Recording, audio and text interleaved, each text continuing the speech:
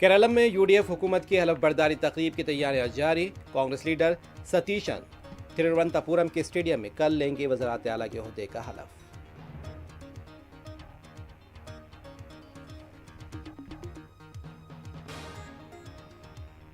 Delhi NCR के अवाम को एक और महंगाई का झटका। आज इतवार से सीएनजी मजीद ₹1 फी किलो हुआ महंगा। कांग्रेस ने की शदीद तनकीद।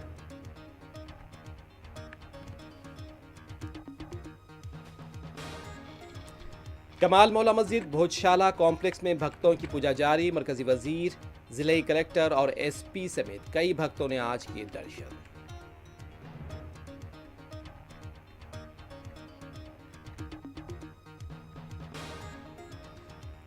पोक्सो केस में खुद सुपुर्दगी के बाद गिरफ्तार बंडी संजय के बेटे बंडी भगीरथ 14 दिन की अदालती तहवील में।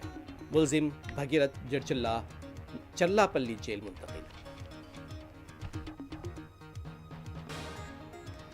2 गुमशुदा मोअम्मर मुस्लिम खवातीन की लाशें मोइनाबाद से बरामद। कत्ल के बाद लाशों को फार्म हाउस के करीब किया गया दफन। कर्ज की वापसी की मांग पर की गई थी इंतकामी कार्रवाई।